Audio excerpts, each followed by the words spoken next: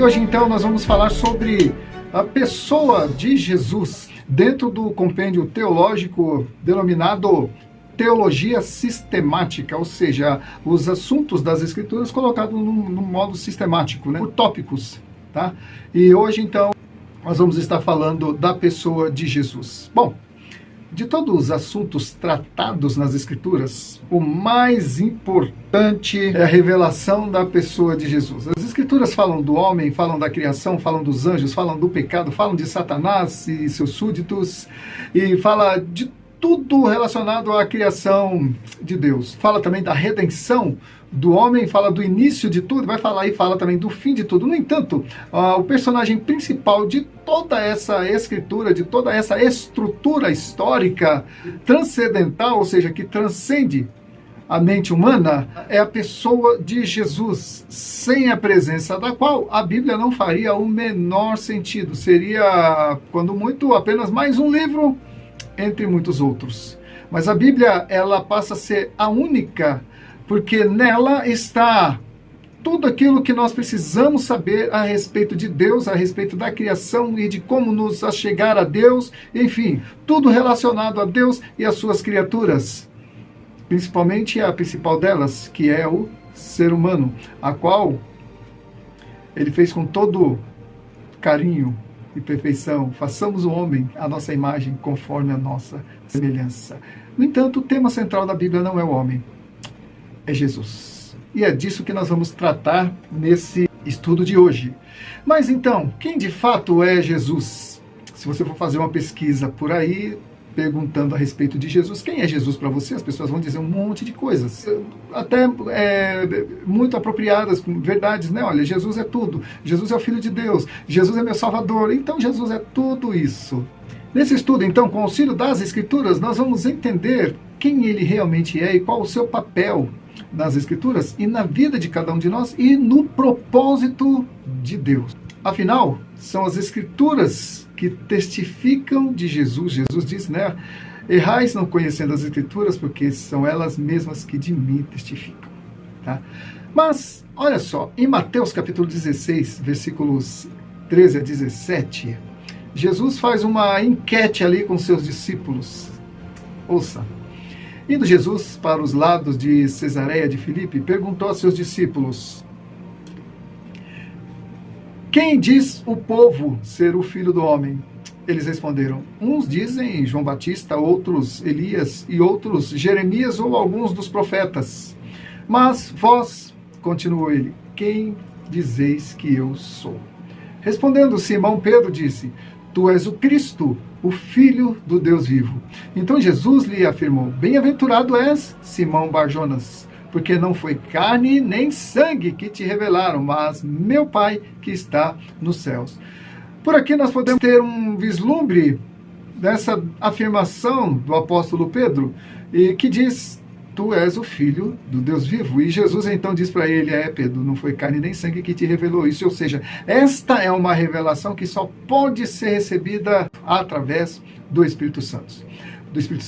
Os discípulos que andavam com Jesus já estavam sendo convencidos de que Jesus era muito mais que um homem, muito mais que um profeta. E Pedro, o mais ousado deles, disse: tu és o Cristo, o Filho do Deus vivo. E Jesus então disse para ele, né? Então, olha, foi o Espírito Santo que revelou isso para você. Sendo assim, vamos refletir sobre algumas questões relacionadas a essa afirmação de Pedro. Primeiro, a natureza de Jesus. Jesus era composto de carne e osso. Jesus tinha alma. Jesus, como que era a natureza, né? A pergunta, quem é Cristo, tem sua maior resposta na declaração e explicação dos nomes e títulos pelos quais ele é conhecido, certo? Então, o primeiro nome pelo qual Jesus é conhecido, ou título pelo qual Jesus é conhecido, é o Filho de Deus. Jesus mesmo se declarou Filho de Deus, que ele chama Deus de meu Pai, no sentido único do termo, não meu pai como a gente fala, né, a respeito de Deus, meu pai, só que nós somos filhos de Deus no outro sentido, só que Jesus ele foi gerado por Deus, né? Então, nesse sentido que ele afirma essa filiação paternal com Deus, no sentido mais espiritual que possa existir, de forma que ele diz: eu e o Pai somos um. Da mesma forma como filho do homem significa alguém que é nascido do homem, assim também filho de Deus significa alguém que é nascido de Deus, no sentido mais transcendental do termo, né, da expressão. Como os homens santos são chamados filhos de Deus, como lá em João capítulo 1 diz, né, mas a todos quanto receberam, deu-lhes o poder de serem feitos filhos de Deus aos que creem no seu nome. Por outro lado, Jesus, ele é filho de Deus de um modo único, num sentido único. Jesus é descrito mantendo uma relação para com Deus não participada por nenhuma outra criatura ou outra pessoa no universo. Nem os anjos participam dessa proximidade de Jesus com Deus, atribuindo a ele a patente de pai no sentido mais íntimo da expressão. Para explicar e confirmar essa verdade, vamos considerar então alguns pontos. Primeiro, Jesus tinha consciência de si mesmo, ele tinha consciência de quem ele era. Qual era o conteúdo do conhecimento de Jesus acerca de si mesmo? Lucas, o único escritor que relata um fato da infância de Jesus, tem uma revelação importante para nós. E Jesus, com a idade de 12 anos, ele já estava cônscio de duas coisas importantíssimas. A primeira é em relação com Deus. Deus era chamado de seu pai no sentido único da expressão. Ele diz, meu pai trabalha até agora e eu trabalho também. Ou ele diz, não sabiam que era preciso que eu estivesse na casa de meu pai? Essa foi a resposta que Jesus deu ali com 12 anos já, quando ele entrou ali no templo. E quando ele ensinava no templo, né? Ele falou isso para Maria, sua mãe, e José, seu pai terrestre. Jesus, a primeira coisa que ele fez, ele se identificou com a paternidade divina no sentido único do termo. A segunda coisa que Jesus falou, que o identificou, né, com essa filiação única com Deus, a respeito de uma missão especial na terra que ele veio cumprir. Ele disse, vocês não sabiam que eu tive que vir aqui cuidar dos negócios do meu pai? E que negócios eram esses? Eu levaria muito tempo para explicar, mas Jesus, ele cumpriu os negócios do pai dele. Sabe como que foi? Morrer na cruz por nós e nos abrir o caminho para novamente termos comunhão com Deus e sermos chamados filhos de Deus através do sacrifício de Jesus. Esse era o negócio para o qual Jesus veio, tratando de seu pai. Agora sim, como e quando Jesus passou a ter conhecimento de si mesmo, isso é um mistério, né? Mas é fácil da gente também entender por comparação. Por exemplo, coloque uma criança diante de um espelho e ela vai se ver no espelho, mas não vai se reconhecer ali. Ela vai ver uma outra criança, mas ela não vai se dar conta que a criança que ela está vendo no espelho é ela própria. Mas vai chegar uma idade que essa criança vai olhar no espelho e ela vai se identificar com a imagem que ela está vendo no espelho. Faz sentido? Com certeza, né? Então vai vir o tempo que a criança vai saber que a imagem do espelho é a própria imagem dela. Em outras palavras, a criança adquiriu consciência da sua identidade. Não poderia ter sido assim também com o Senhor Jesus? Então não dá para saber com que idade ele passou a ter consciência de si mesmo. Mas, desde sempre, Jesus sabia a forma como ele foi gerado, provavelmente sua mãe deve ter contado, o pai também. Jesus, ele tinha um interesse especial pelas Escrituras, e o interesse dele era tão grande pelas Escrituras, amado, que ele estava no templo ali, né, com a idade de 12 anos, ensinando os anciãos ali no templo. Com 12 anos. E dizem que eles ficavam admirados com a sabedoria com que Jesus explicava as Escrituras aos 12 anos. Então Jesus, embora tendo sido perfeitamente humano, ele era também perfeitamente Deus. Não era meio Deus e meio homem, não, ele era inteiramente homem, assim como era inteiramente Deus. Porém, abdicou das suas prerrogativas de Deus, de Criador, para se identificar em grau, gênero e número e com todas as qualificações do homem, do ser humano. Ele se fez homem. O apóstolo Paulo diz, né, que ele Mesmo sendo Deus, não julgou como usurpação ser igual a Deus. Antes, a si mesmo se esvaziou, se humilhou, assumindo a forma humana, a identidade, né, humana, e foi obediente até a morte e morte de cruz. Certo? Então Jesus, ele sempre foi filho de Deus, porém chegou um momento, o tempo, quando depois de estudar as escrituras relacionadas com o Messias de Deus, raiou em sua mente o conhecimento íntimo de que ele, o filho de Maria e José, não era outro senão o Cristo, o Filho ungido de Deus. Ademais, Jesus sabia em que circunstâncias nasceu, a despeito de todos os sinais que envolveram seu nascimento. Mas acredita-se que foi pelas Escrituras que ele se deu conta da sua identidade. Assim como nós hoje, pelas Escrituras, que nós vamos nos dar conta do quão perdido nós estamos. E aí, então, nós entregamos nossa vida para Jesus e entramos para a família de Deus, né? Então, as Escrituras revelaram para Jesus também quem, de fato, ele era. Chegou o momento que ele se deu conta do seu propósito aqui na Terra, de quem ele era em Deus e, enfim. Em vista de o eterno Filho de Deus ter vivido uma vida perfeitamente natural e humana, é razoável então pensar que o autoconhecimento de sua deidade houvesse surgido dessa maneira. Mas, olha só, no Rio Jordão, Jesus ouviu a voz do Pai corroborando e confirmando seu conhecimento íntimo. Jesus já tinha 30 anos nessa ocasião. Mateus 3, versículo 17.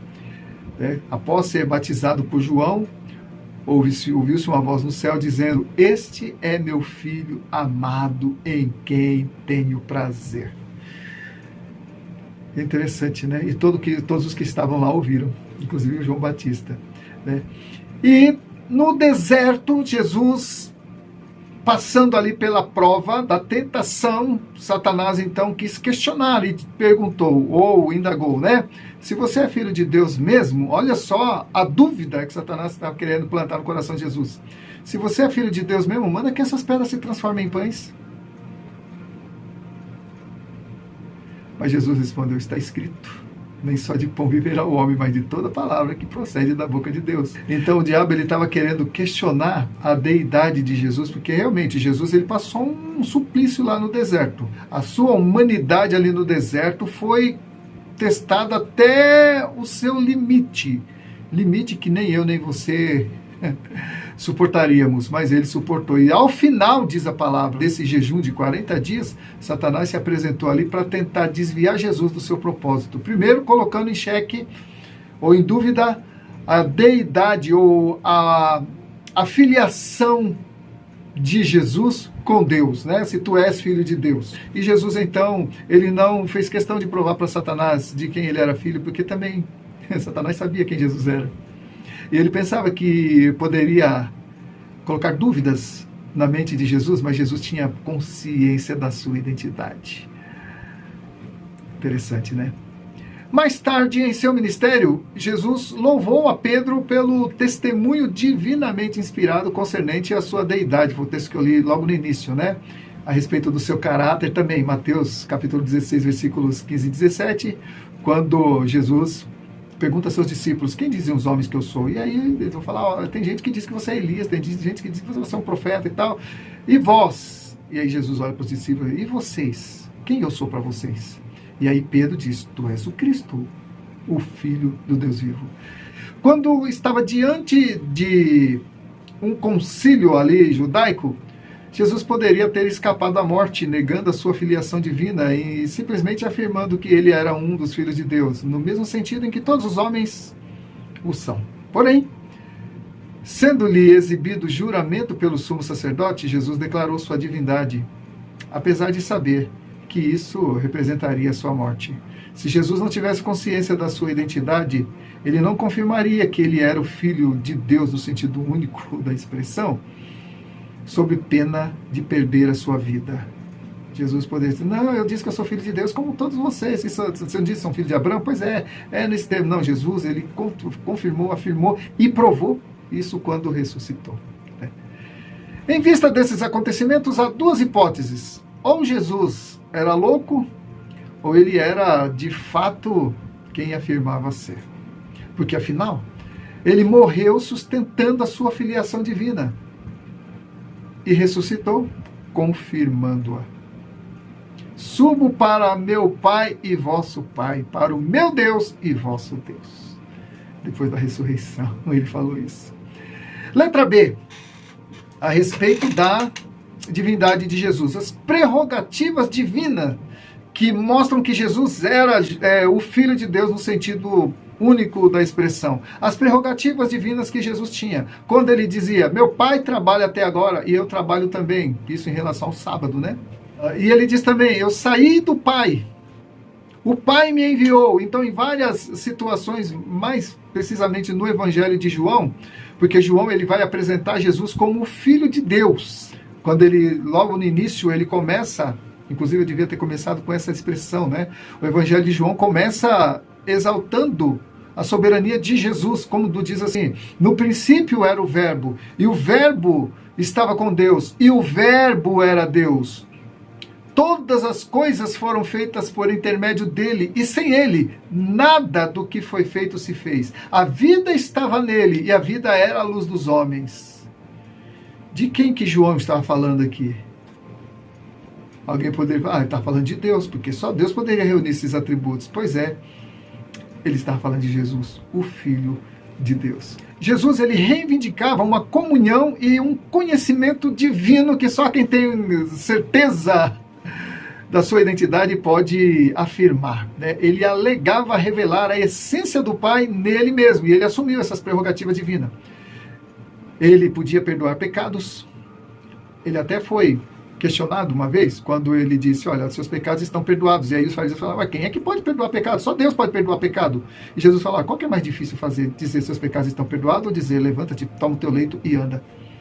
Para que saibais que o Filho do Homem, só que agora Jesus está falando, Filho do Homem, tem poder, o poder de Deus, para perdoar pecados, assim como tem poder também para levantar um enfermo, para curar um cego, para dividir 5 pães e 2 peixinhos para mais de 5.000 pessoas e para ressuscitar um homem morto há 4 dias. Tem que ser Deus para fazer todas essas coisas, né? Enfim, ele proclamou ser juiz e árbitro do destino do homem. Quando ele diz, quando o Filho do Homem vier na sua glória e separar os bodes das ovelhas, tal, então vai ser julgamento, é Jesus que vai estar lá julgando, ele será o juiz contra aqueles que o negaram. E Jesus também, ele exigia uma rendição e uma lealdade que somente Deus, por direito, podia reivindicar. Por exemplo, quando os homens iam adorar os anjos, né? Aparecia um anjo lá, a pessoa ia adorar o anjo falava, não me adore, adore a Deus. Né? Mas quando as pessoas se prostravam diante de Jesus para adorá-lo, Jesus deixava. Jesus nunca recusou a adoração. Ele falou, não me adora não, adora a Deus. Mas Jesus aceitava a adoração. Por quê? Porque ele tinha consciência de quem ele era. E quando as pessoas o adoravam, as pessoas se identificavam com quem Jesus era. Porque para o judeu, se prostrar diante de alguém, esse alguém tem que ser Deus. Então, amados, algumas pessoas ali reconheciam a deidade de Jesus e se prostraram diante dele e o adoraram, e Jesus recebeu a adoração. E Jesus também, ele insistia em uma absoluta rendição da parte dos seus seguidores. Ele disse, quem quer vir após mim, negue-se a si mesmo, toma sua cruz e siga-me. Teve uma ocasião que uma pessoa chegou para Jesus e disse, Senhor, seguir-te-ei para onde quer que fores.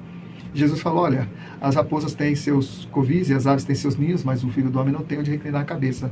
Você quer me seguir assim mesmo? Ou seja, havia uma exigência para seguir Jesus, uma exigência que a gente pode resumir numa palavra, renúncia. Renúncia. E todos os discípulos renunciaram. Pedro renunciou à pescaria, Mateus renunciou à coletoria de impostos, e até Zaqueu, que nem discípulo era, renunciou tudo que ele havia roubado, porque ele era publicano, ele era cobrador de impostos também. E ele disse, Senhor, resolvo dar metade dos meus bens aos pobres e daí o resto eu vou devolver para quem eu roubei. Parafraseando, seria mais ou menos isso. Então, até Zaqueu. Então, amado, Jesus, ele inspirava essa deidade. Agora, só podiam ver em Jesus essa identidade quem estivesse com o coração quebrantado e maleável para receber isso aí. Afinal de contas, os sacerdotes, os sumos sacerdotes, os fariseus, os saduceus e outros grupos lá, embora eles reconhecessem que Jesus era quem afirmava ser, eles se recusavam a admitir. Outra coisa também, eles deviam estar prontos a cortar os laços mais íntimos e mais queridos, mais próximos, porque qualquer que amasse pai ou mãe mais do que a ele, não era digno dele.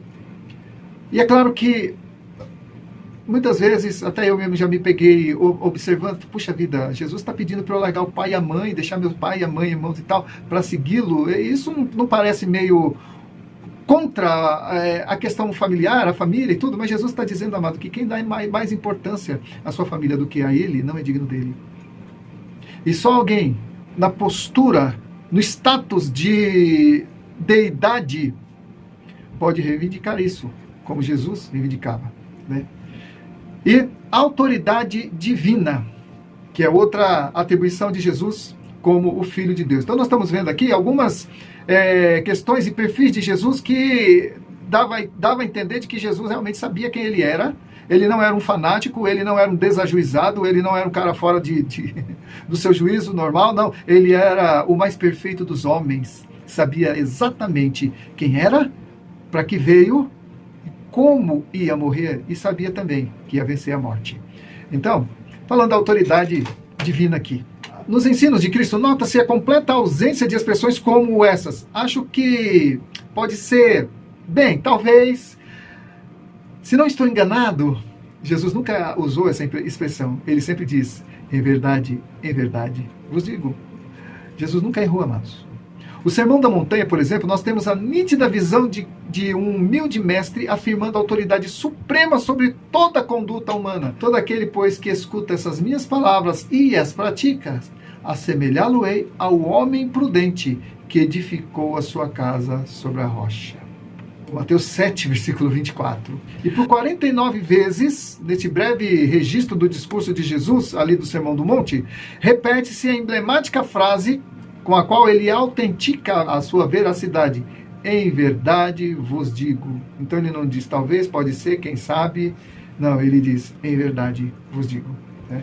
Outro ponto, a impecabilidade de Jesus. Nenhum professor, pastor ou líder religioso que chame os homens ao arrependimento pode evitar referências às suas próprias faltas, ou falhas, né? Suas próprias imperfeições ou limitações. Em verdade, quanto mais santo o homem é, mais reconhecerá as suas próprias imperfeições. Interessante, né? Quanto mais nos aprofundamos nas Escrituras, quanto mais santo nós nos tornamos, mais nós reconhecemos o nosso tamanho diante de Deus. Ó, não é você se diminuir, não. É você reconhecer. Se você é alguma coisa, é em Deus que você é, porque sem Ele você não é nada. Essa é a ideia. E Jesus, então, ele, mesmo sendo arrogando para si o status de filho de Deus, né, no sentido único da expressão, ele era humilde. Homem de dores, que sabe o que é padecer, diz lá no livro de Isaías. O mais humilde dos homens desafiou a todos, dizendo, quem dentre vocês me convence de pecado? Você pode dizer isso? Eu não. Mas Jesus pôde. Quem de vocês me convence de pecado? Jesus não tinha sequer um pecado. Outra coisa, o testemunho dos discípulos. Embora todos os discípulos de Jesus fossem hebreus, nunca nenhum deles pensou que Moisés fosse divino. Sendo que o mesmo era considerado o maior líder espiritual que já tiveram. Se fosse assim, poderia dizer, batizado em nome do Pai e de Moisés e do Espírito Santo. Os discípulos poderiam batizar dessa forma, mas Jesus mandou que se batizasse em nome dele, em nome do Pai, do Filho, e não de Moisés, do Filho, que era ele, né, Jesus, e do Espírito Santo. Porque Moisés nunca também falou, nem agiu como quem procedesse de Deus e fosse participante da sua natureza divina. Moisés, ele sabia o status humano de que ele gozava. Ele era profeta, ele era o guia de Israel, mas ele não era o Filho de Deus no mesmo sentido que Jesus era. Por outro lado, o Novo Testamento também expõe esse milagre. Aqui está um grupo de homens que andava com Jesus e que o viu em todos os seus aspectos característicos de sua humanidade, que, no entanto, mais tarde o adorou como divino, o proclamou como poder para a salvação e invocou o seu nome em oração. Tomé. Tomé foi um dos discípulos de Jesus, que quando Jesus ressuscitou, ele não acreditou. Ele falou, não, se eu não colocar meus dedos na sua mão e no seu lado, eu não vou acreditar, porque é impossível um homem ressuscitar-se por si só. E aí Jesus apareceu para Tomé numa outra ocasião lá, que estavam todos os discípulos, né? E chamou Tomé e falou, vem cá, Tomé, aqui, ó, veja aqui sou eu, ó. Veja as minhas mãos, veja aqui o meu lado, que foi perfurado pela lança, olha, passa a mão aqui. As cicatrizes da ressurreição. As cicatrizes da morte, próprio Jesus mostrando. E aí Tomé então disse o seguinte, Senhor meu e Deus meu. Amado, para um judeu falar isso, não é o mesmo que eu e você falar isso, porque nós não fomos educados numa cultura israelita, numa cultura judaica que tem a Torá como sua única regra de fé e prática, ou a principal, né? E que se reporta a Abraão, para quem Deus fez a promessa. Nós entramos na família de Deus já no contexto do Novo Testamento, na Nova Aliança, mas o judeu não, ele vem das sendas da antiga aliança, e por isso que para o judeu aceitar Jesus é um pouco difícil, mas é possível, até porque Jesus veio para todos, né? Mas o que eu quero dizer, amado, é que para nós que temos uma cultura ocidental, é difícil nós entendermos a cabeça de um judeu, como ele adora a Deus, como ele é devoto a Deus, como ele guarda o sábado fielmente, como ele tem o temor do judeu diante de Deus, né? E então, para alguém, um judeu como Tomé, se prostrar diante de um homem e dizer Senhor meu e Deus meu, ele tem que reconhecer no fundo do coração que Jesus é quem afirmava ser. Até porque não tinha uma evidência melhor do que a ressurreição, né? E Tomé viu Jesus ressuscitado. Ele disse, né, enquanto eu não vi Jesus pessoalmente e tocar nele, eu não vou crer. E aí Jesus então usou para ele. Pedro, que tinha visto o seu mestre comer, beber e dormir, que o havia visto chorar várias vezes, enfim, que tinha testemunhado todos os aspectos da sua humanidade, mais tarde disse aos judeus que Jesus está à destra de Deus e que ele possui a prerrogativa de conceder o Espírito Santo, quando ele estava evangelizando lá no livro de Atos, né? E que ele é o único caminho para a salvação. Quando Pedro foi evangelizar, foi cumprir o chamado, que Pedro foi o primeiro, né? O mais expoente de todos eles. E depois foi Paulo, né? Mas o apóstolo Paulo ele vai entrar depois, no segundo tempo, vamos dizer assim. Tá? Então o apóstolo Pedro, amados, que era outro judeu também, então ele pregava, e outra coisa, ele morreu crucificado de cabeça para baixo, para honrar aquele que antes havia negado, com medo de morrer. Mas depois, quando o homem cheio do Espírito Santo, ele então começou a pregar acerca de Jesus e morreu defendendo que Jesus era o Filho de Deus. De forma muito coerente, o Antigo Testamento, o ensino, né, do Antigo Testamento, que fala acerca da verdade de Deus, combina esta verdade com a crença na deidade de Cristo, que os conduziu a formular a doutrina da Trindade. Tem muita gente que não acredita, né, no trinitarismo, né, Trindade. E as seguintes palavras do credo de Nicéia, do século IV, expressam fielmente a sincera convicção da igreja primitiva acerca da Trindade. Eu vou ler para você aqui o credo. Se você já foi católico ou se você é católico, você vai se lembrar porque eles têm esse legado, né, e que eu acho interessante. Eu quero que você preste bastante atenção, tá? Que diz assim: creio em um só Deus, Pai Todo-Poderoso, Criador do céu e da terra, de todas as coisas visíveis e invisíveis. Creio em um só Senhor Jesus Cristo, Filho unigênito de Deus, nascido do Pai antes de todos os séculos, Deus de Deus, luz da luz, Deus verdadeiro de Deus verdadeiro, gerado, não criado, substancial ao Pai. Por ele todas as coisas foram feitas, e por nós, homens, e para a nossa salvação, desceu dos céus e se encarnou pelo Espírito Santo no seio da Virgem Maria e se fez homem. Também por nós foi crucificado sob Pôncio Pilatos, padeceu e foi sepultado, ressuscitou ao terceiro dia, conforme as Escrituras, e subiu aos céus, onde está à direita do Pai, de onde há de vir em glória para julgar os vivos e os mortos, e o seu reino não terá fim. Creio no Espírito Santo que dá a vida e procede do Pai e do Filho, e com o Pai e o Filho é adorado e glorificado. Ele que falou pelos profetas: creio na Igreja Una, Santa, Católica e Apostólica. Professo um só batismo para a remissão dos pecados e espero a ressurreição dos mortos e a vida do mundo que há de vir. Amém. Tem algumas mudanças, né, mas esse credo, que foi para regulamentar a crença, né, o credo diz assim, né, no que eu creio. Diz que vem de credo, né? Cruz credo, no que eu creio. Então, é um tratado que foi expedido ali do Concílio de Niceia, né? Os bispos ali de Niceia, em que eles formularam, então, essa confissão de fé, tá? E que até hoje a Igreja Católica tem como um legado, e é corretíssimo quando fala, né? E até mesmo fala Santa Igreja Católica, porque a Igreja Católica, católico significa universal, coisa, né? Católico quer dizer universal. Outra expressão que é usada em relação a Jesus, que é o verbo. Eu falei anteriormente, né? Como é que começa o Evangelho de João? No princípio era o verbo, e o verbo estava com Deus, e o verbo era Deus. Interessante, né? Fala da pré-existência e das atividades eternas de Jesus. Lembra que nós estamos falando de Jesus. E muitas vezes a pessoa de Jesus se funde com a pessoa de Deus. Inclusive no cabeçalho, né, do Evangelho de João, dá essa ideia que Jesus, ele ao mesmo tempo em que ele era filho de Deus, ele era o próprio Deus. A palavra do homem é aquela por meio da qual ele se expressa e por meio da qual ele se comunica com seus semelhantes, certo? Por sua palavra, ele dá a conhecer seus pensamentos e sentimentos, e por sua palavra, ele manda e executa a sua vontade.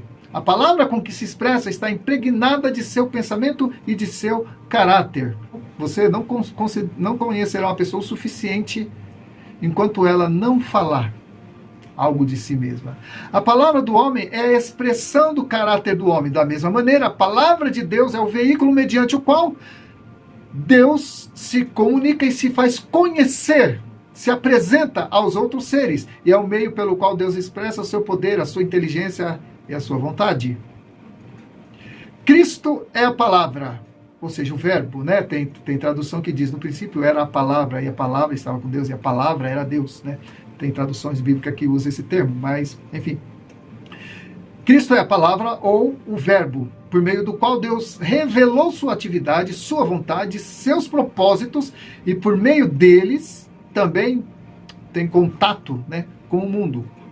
Nós nos expressamos por meio de palavras. O eterno Deus se expressa a si mesmo por meio de seu Filho e do Espírito Santo hoje, né, também. O qual é a expressa imagem da sua pessoa. E nós vamos ver a realidade disso se nós retrocedermos a uns 2000 anos atrás, quando Jesus esteve aqui na Terra, vivendo, foi tocado, foi abraçado, foi visto, foi ouvido, enfim.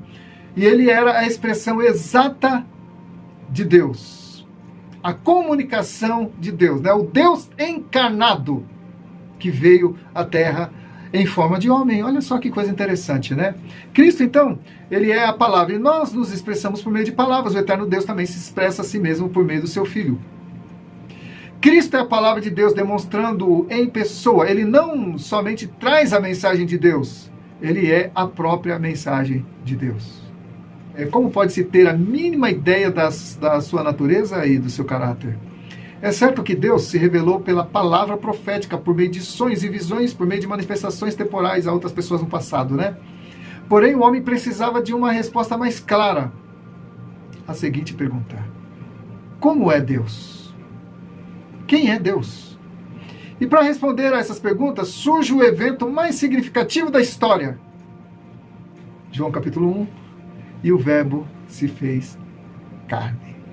O verbo eterno de Deus, a palavra eterna de Deus, se tornou carne. Tomou sobre si a natureza humana e se tornou um homem, a fim de revelar o eterno Deus por meio de uma personalidade humana, que é o único meio pelo qual o homem pode entender Deus.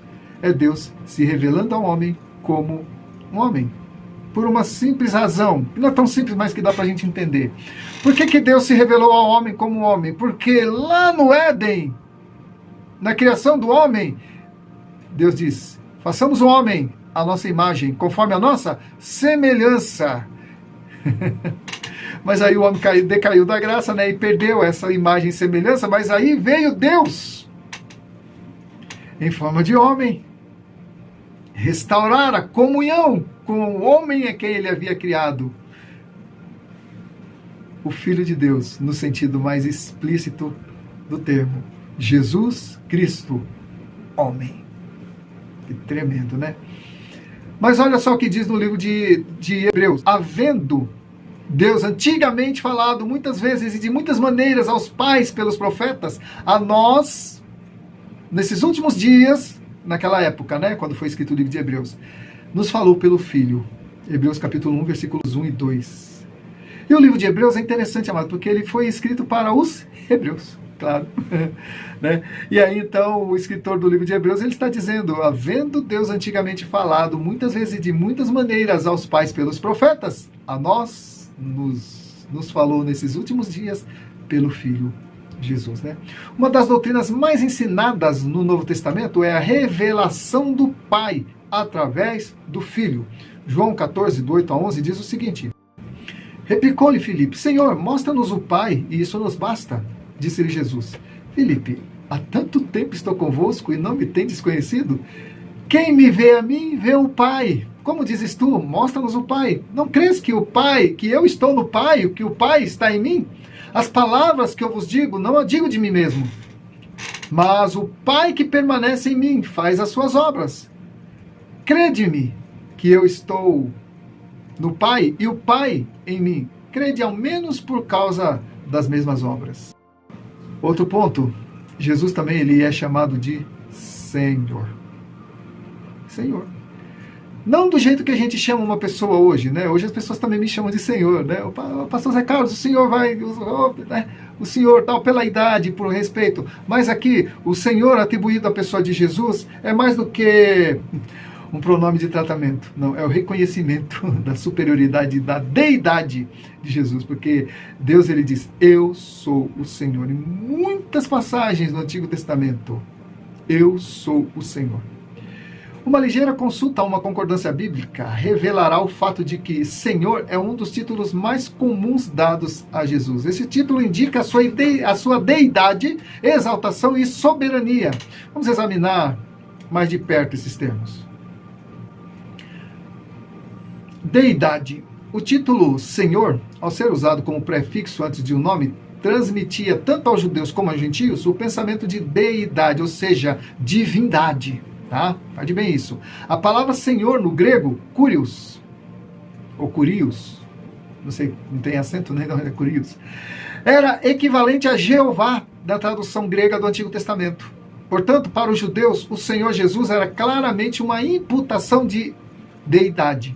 Quando se dizia Senhor Jesus, estava atribuindo a Jesus, então, o status de Deus.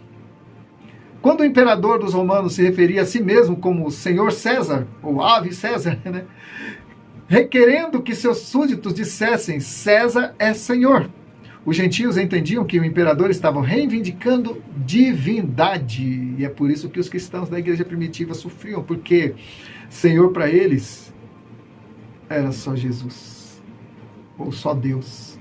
E César querendo ser chamado de Senhor, querendo ser comparado a uma divindade. E foi por isso que os judeus e os cristãos foram muito perseguidos na época imperial, ali no início da igreja, porque Senhor mesmo, eles só atribuíam esse título a Jesus e a Deus. Os cristãos, então, eles entendiam esse termo da mesma maneira que os judeus, e preferiram morrer, sofrer perseguição, do que atribuir a um homem um título que pertencia somente ao ser divino. E olha só, Filipenses capítulo 2, versículos de 9 a 11, diz o seguinte: pelo que também Deus o exaltou sobremaneira, e lhe deu o nome que está acima de todo nome, para que ao nome de Jesus se dobre todo joelho, nos céus, na terra e debaixo da terra, e toda língua confesse que Jesus Cristo é o Senhor, para a glória de Deus Pai. Jesus é o Senhor, o único. Claro que hoje a gente chama as pessoas de Senhor e tudo, né? Mas por uma questão cultural, né?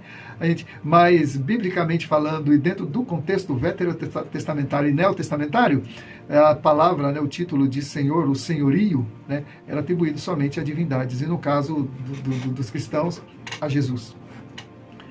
Exaltação. Jesus, ele era exaltado. Na eternidade, Cristo possui um título como Filho de Deus, em virtude da sua relação com Deus. Na história, ele ganhou o título de Senhor, por haver morrido e ressuscitado para a salvação dos homens.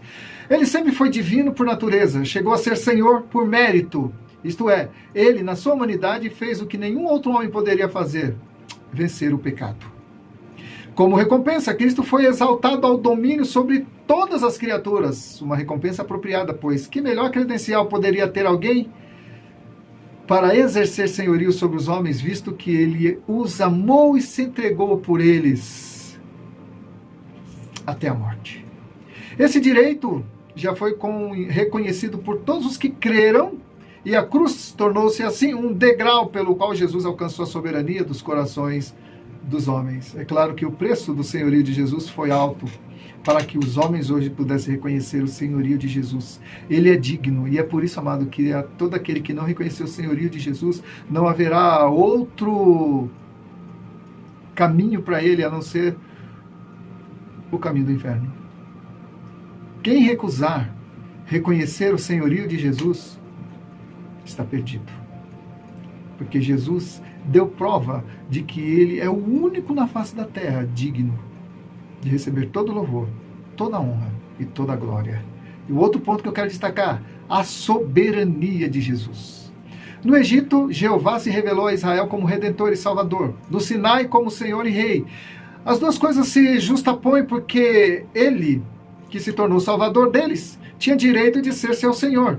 É por isso que os 10 mandamentos iniciam com a declaração: eu sou o Senhor teu Deus, que te tirei da terra do Egito, da casa da servidão. Êxodo capítulo 20, versículo 2. E assim aconteceu com Cristo e seu povo também. Os cristãos primitivos reconheceram instintivamente, como todos os verdadeiros discípulos, que aquele que os redimiu do pecado e da destruição tem o direito de ser soberano e senhor das suas vidas. Agora, é claro, para você atribuir a Jesus esse status de Senhor, você precisa entender o preço que foi pago pela sua vida e o que estava em jogo em relação a você, em relação à sua vida. É a sua eternidade que está em jogo. Jesus morreu para que você tivesse um lugar no coração de Deus. Jesus morreu para assegurar um futuro no céu para você. E se você não reconhecer o senhorio dele na sua vida, o inferno será o seu lugar. Infelizmente. Eis o dia, sob modo oportuno, eis o dia da salvação. Como diz no livro de Hebreus, né? Hoje, se ouvires a sua voz, não endureçais o vosso coração. Ele morreu por todos, para que os que vivem não vivam mais para si mesmos, mas para aquele que por eles morreu e ressuscitou.